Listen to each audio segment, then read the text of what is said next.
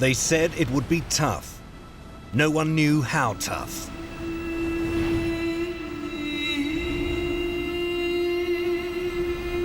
Leg 4 of the Volvo Ocean Race from Singapore to Jing Dao is proving one of the most punishing in its 35-year history.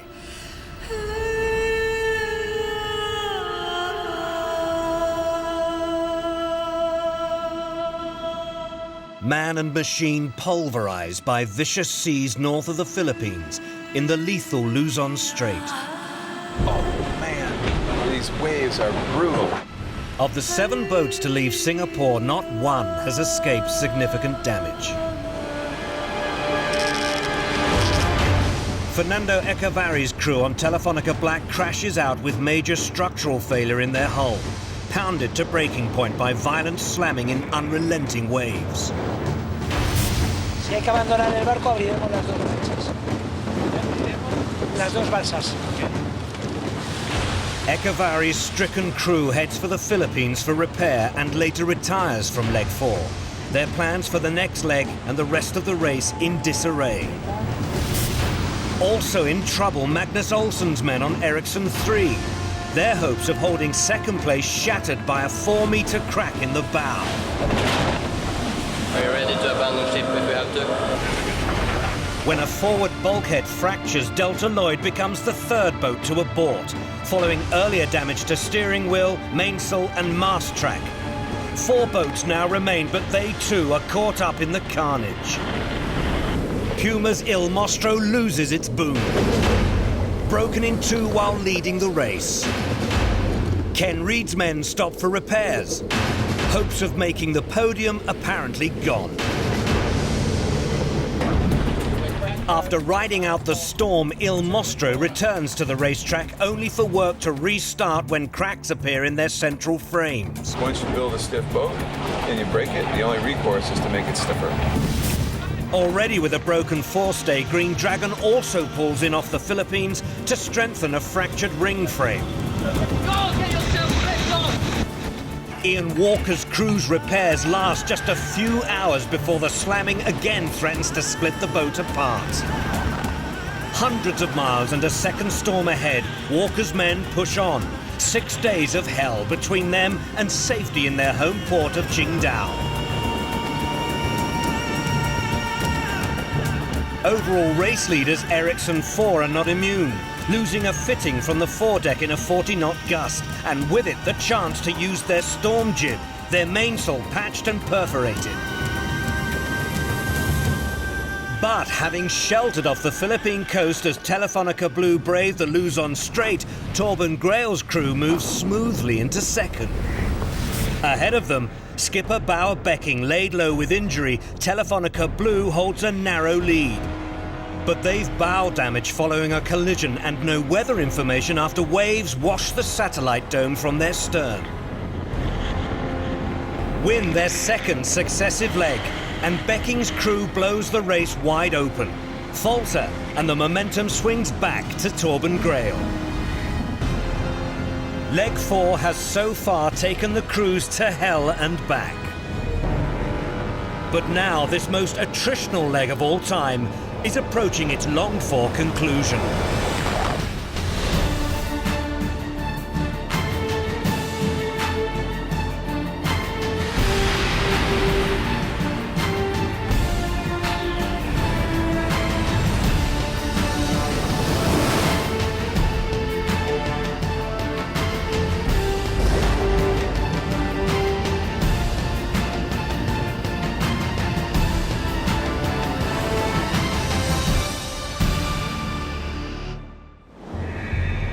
Already, Leg 4 has wrecked the ambitions of 3 out of 7 boats and seriously dented a 4th. For Erikson 3, the end comes in a few terrifying hours at the end of day 9, in a violent sea some 60 miles northeast of Taiwan. I can't see much more squall on the radar, so I have to assume this is going to stay for a while. Boat stops rocking and I sit down here. It's like a really scary television show.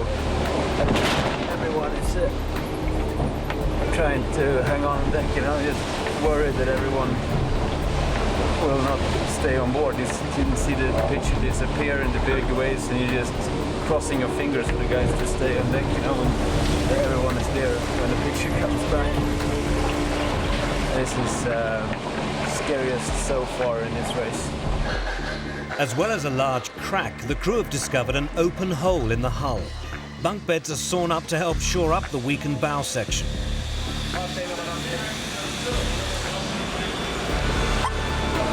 Just 1 hour ago, the front here was full of water. We were pretty much going down. So Martin, you're putting a survival suit on now? Yeah. If we get a bad wave, it could go bad for us. Yeah.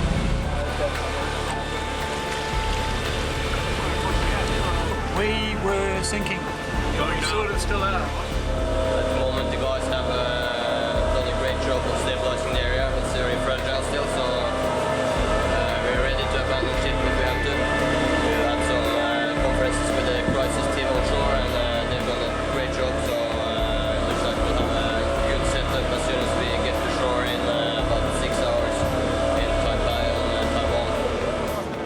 Erikson 3 is still taking on water.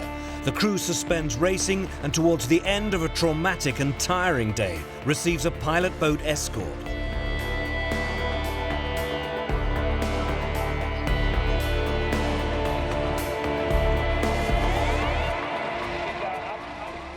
Magnus Olsen's crew reaches safety in Keelung, an industrial port on the northern tip of Taiwan. Their shore crew already on hand to pick up the pieces. Not so bad. Oh, let's go back out there, eh, Magnus? Much better than we thought. Very good. Look at Jens, he's happy. Maybe not as bad as we thought, but still a big can of worms. Yet to be opened.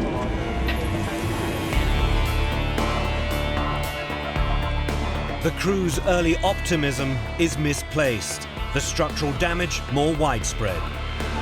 You think that's where it'll start? That's right. I've got to cut it out. That's 5 meters. It's 20% of the hull. It's got to be cut out. Just looking at this, it's not. We're not doing the inshore waste. We're not doing any lead. I mean, we get that. You know, it's stuff. That's 3 weeks of solid work. Within a few hours, Keelung will be offering sanctuary to a second boat.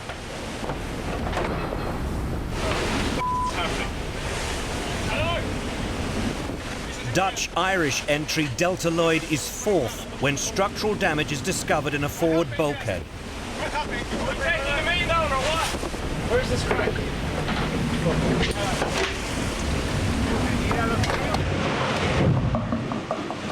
Starting there, following back to up here. So the radius. You can feel the hull. Water up there.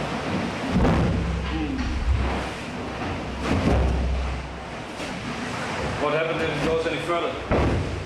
When the hull later starts to absorb water because of delamination, and with their mainsail already torn, Tuni Bermudez's crew has little option but to suspend racing and head for land.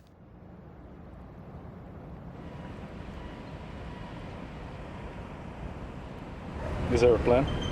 Lots of speculation, but no plans. What's the speculation then? Waiting for the troops to arrive. Speculation?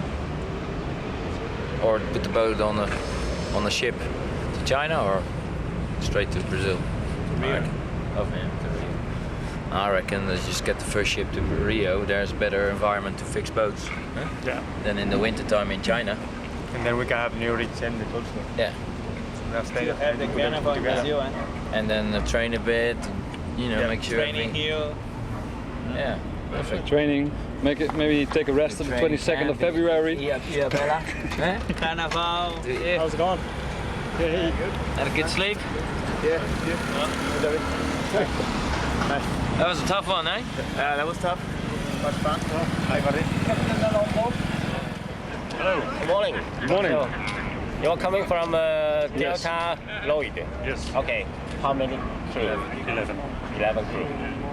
okay, I will try to find out a hotel for all of you because Wednesday day is a local holiday. Most of the hotel is full occupied, so we will do our best.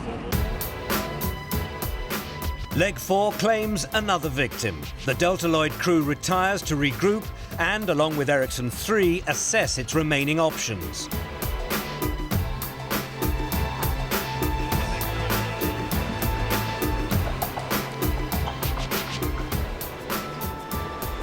Time to go cancel disease. Did you enjoy the ride? So far? Yes and no. Unfortunately not to be here. But glad we're not in the shoes of Erikson. But we're still in bad shoes. Out on the racetrack, leg leaders Telefonica Blue are now less than 250 miles from Jing Dao and the 8 points that would reignite their battle with Erikson 4 for the overall race lead. A day ago, Becking led Torben Grail by 76 miles. His lead is now half that. Just 2 miles further back lurks Puma's Il Mostro. And the chasing crews aren't Becking's only problem. Eso no estaba, Claramente no era así. Better this than a broken boat. The bow damage following the collision with a submerged object has at least stabilized, but there's still concern over the injuries to Daryl Wislang's shoulder and the skipper's back. I'm trying to see tomorrow when ibuprofen. Trying to see if I can find a little bit more ibuprofen.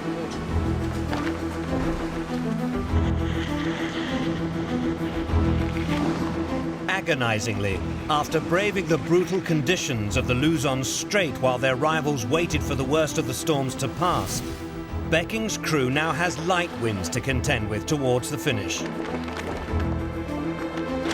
always a painful bit between two breezes. On Erikson 4, Torben Grail's crew senses the chance to attack. We've got a good race on our hands right now with Puma out to windward and Telefonica down to leeward. But we don't know how wounded those boats are, if they are at all, but the boat's holding up really well. We've had a few mishaps, but no showstoppers yet. Touch wood. On the trailing Green Dragon, Ian Walker's concern is to outrun a northerly gale expected in a few days. For the first time since leaving the Philippine coast, Walker tries to bring his ailing boat up to speed. The venue for last year's Olympic regatta, Jing Dao prepares for its next influx of visitors. The shore crews are already there, none more anxious than Green Dragons. I think it's pretty serious, especially for us, this being one of our home ports. We want to just get the boat here, get it out of the water and start repairing the damage. We're just setting up basically what is a boat shed here. Obviously it's just too cold to work with the boats outside, like the ambient temperature just freeze paints, everything, so it's no good. So basically our boats will be hoisted here, put into our cradles which are on the load skates, and then with a forklift we'll just push it into the shed, lock the door, turn on all the heat and spend a week in there, and for there hopefully bring a boat out that's ready to do the import race. We just knew that there was some kind of disaster pending, whether it was going to happen for us or someone else. It's just, it was not a good leg to have to do or be asked to do in this time of year. Telefonica Blue leads the race up the Chinese coast. Their advantage now down to 15 miles. As well as congested shipping lanes, there are other traps lying in wait as they approach the delta of the Yangtze River. And Erikson 4, chased by Puma, is in the thick of them. Key nets there, Dave? See you, fishing box. Just going to cause havoc and link it together and all. Catch our keel or our tackle board and slow us down, and we've got Puma right here, so we can't afford to have it. 20 metres to leeward here if you needed to come down.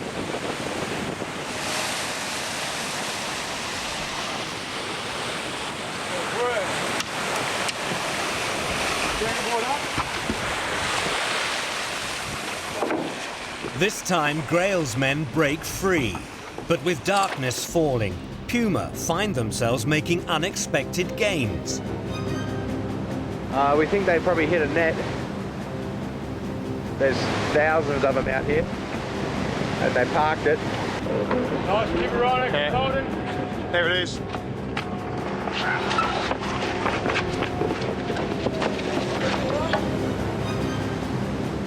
So we just had to fill up the zero, go ahead to wind, back the boat down, so make the boat go backwards and get whatever was wrapped around the front of the keel to come off before we could start going.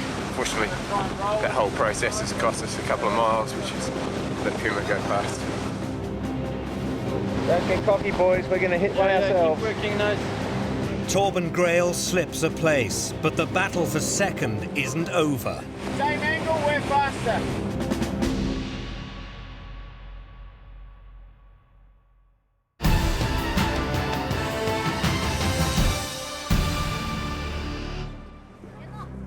Day 11, and leg 4 of the Volvo Ocean Race produces one last hazard for the 4 boats still racing to Jing Dao to negotiate. The only weather we haven't had so far in this leg is fog. So take a quick look, go look out there.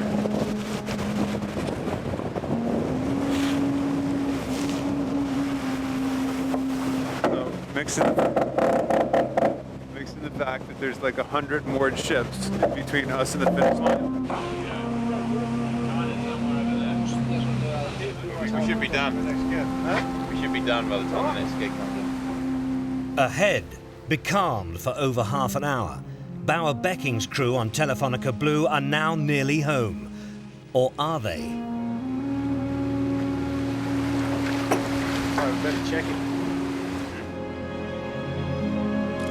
Finally, just after 3 o'clock in the afternoon local time. Okay, that should be at it now. There you go.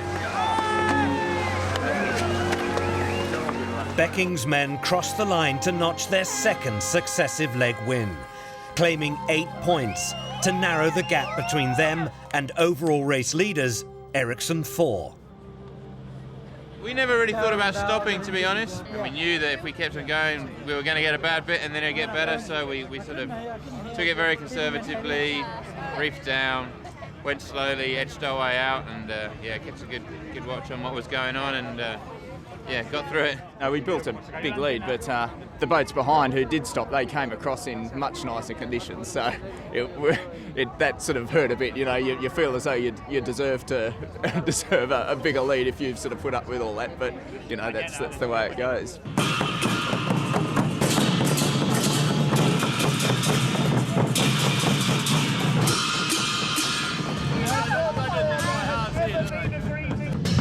Very cool! And the people, look at this! Look at them! Hey!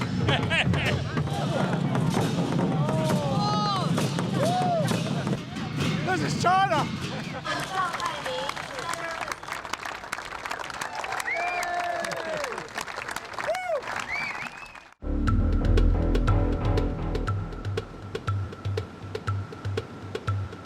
After an energy-sapping battle through the night, the Puma Erikson 4 tussle for second place is about to be resolved. At the moment, it's not as close as Singapore was, and we're not inside the other boats, but we're still relatively close after 2,500 miles. E4 is only 6 miles back, and no, but it's a good feeling. You feel the vibe on board that we're getting there. It's been another epic battle with the red boat, but this time Grail's men have come off second best. Not that their arrival in Jing Dao will be celebrated any less by their hosts. Skippers and crews have passport at hand and personally present passports. Skippers are required to wear a warrior helmet, robe and carry a spear, provided by the local organisers when proceeding to the stage. The route to the stage is along an imitation section of the Great Wall of China. Leg trophies will be handed out on the stage.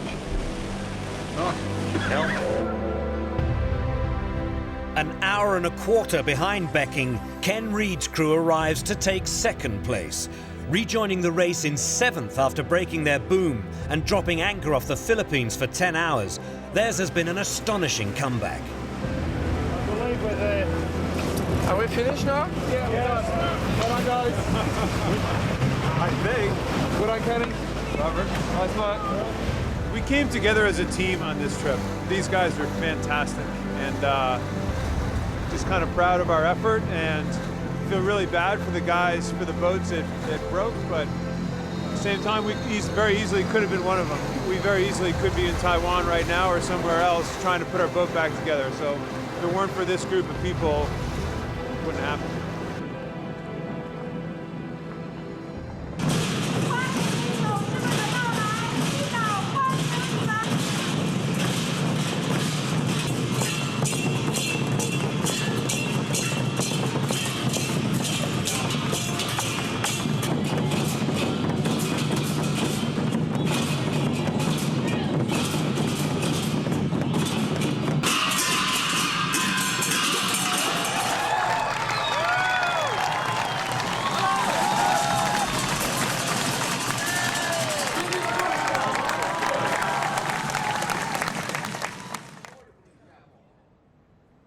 If you looked at this from this side, just the fingernail was perfectly intact. It's like, oh, no problem. But then you flipped it over and there was no more finger left. Ken Reed has also been nursing an injured finger, caught in a titanium block 3 days ago. I'm just the guys, there was a hunk of my finger laying on the deck and they didn't pick it up. I mean, what kind of respect do you... I don't ask for much on the boat, but if your finger's laying there on the deck, you'd think the lousy guys would pick it up and save it for you, but no, nothing. 40 minutes after Puma, and with Reed still receiving treatment, Erikson 4 arrives to take third place. Their overall race lead reduced, but their boat still intact. We had too many problems with nets and fishing buoys, and we had a lot of things under the boat, so tried to back down a couple of times to get rid of it, but it was pretty hard. And there's no conditions for diving.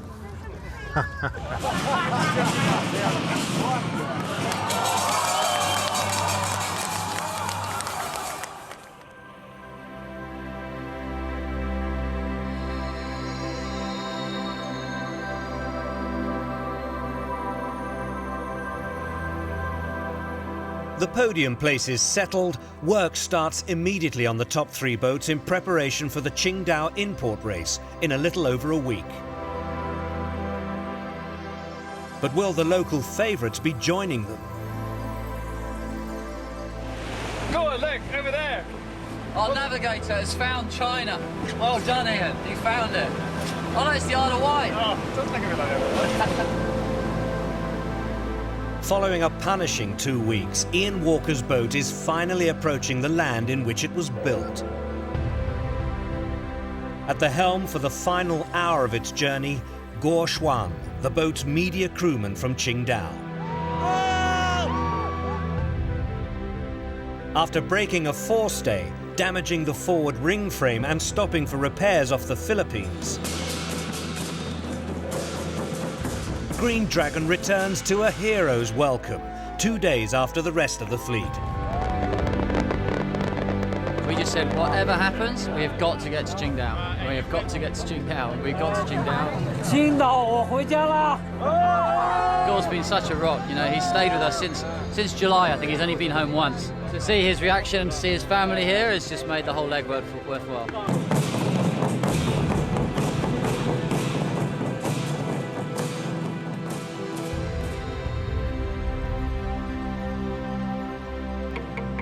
Green Dragon's arrival pushes Ian Walker's crew up the race leaderboard to 4th at the expense of Erikson 3.